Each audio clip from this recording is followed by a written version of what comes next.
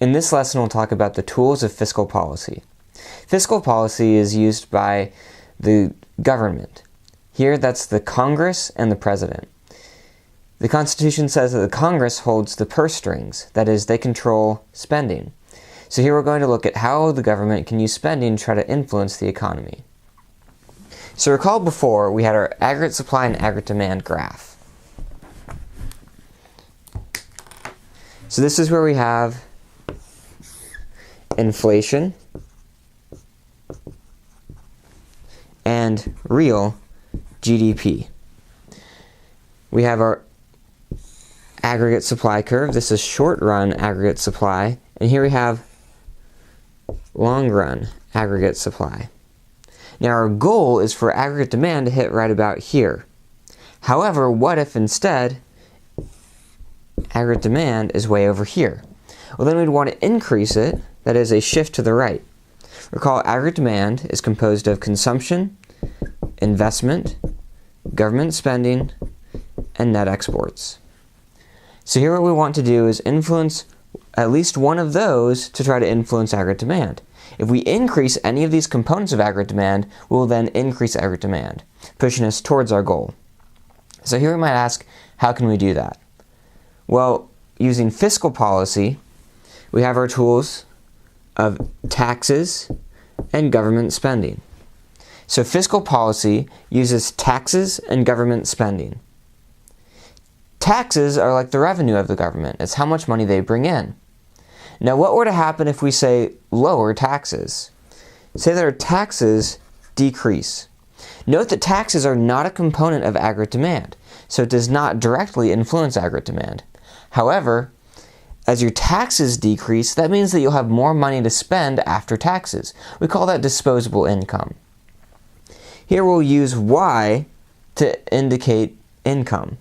So Y stands for income, and we'll put this D down here to show that it's disposable income.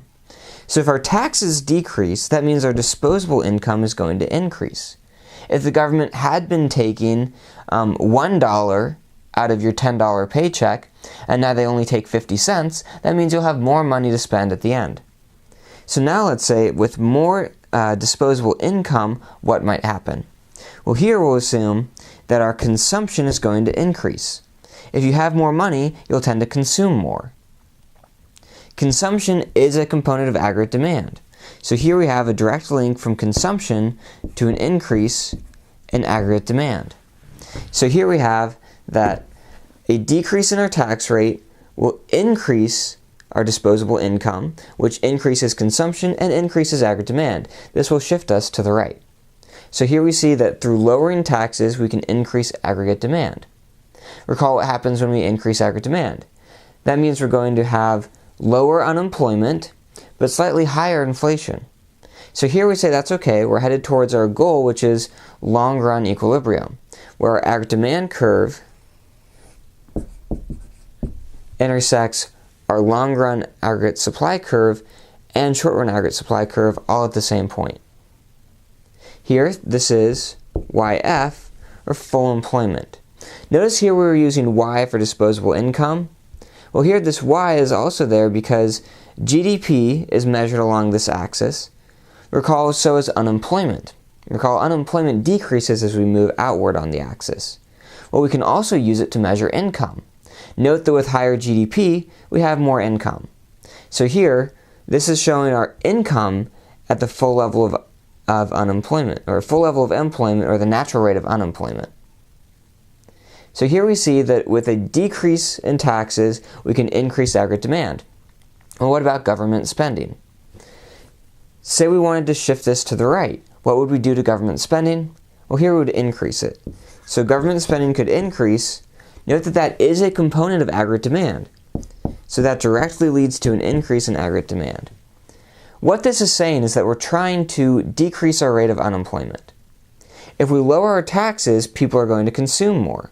If they consume more, that means that producers can buy more, or can hire more people to produce more for people to buy more of. Likewise, say government spends more money.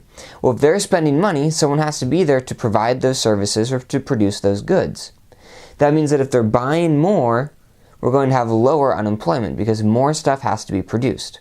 So this is how the government can use fiscal policy to try to influence the aggregate demand curve. They do this to influence inflation and our level of unemployment. Now here we've taken on a little bit of inflation. Now what if instead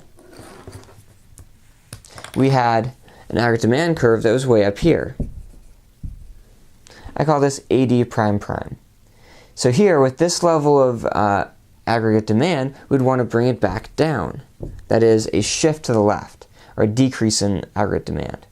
In order to do this, what we want is to do the opposite of what we did before. That means that we would increase taxes. Now, if we increase taxes, that's going to decrease our disposable income. That, in turn, will decrease our consumption, which then decreases aggregate demand.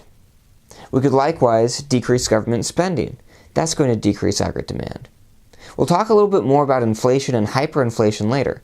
We're concerned about inflation because we want stable prices. We don't want our prices to get out of control. And so we'll look at that later, but this is how we would try to affect that. If we see that inflation is too high, that is, the rate of the change in the value of money is too great, so money is losing its value very quickly, that's too much inflation. We'll try to bring back aggregate demand towards this long-run equilibrium. So that's our first look at fiscal policy.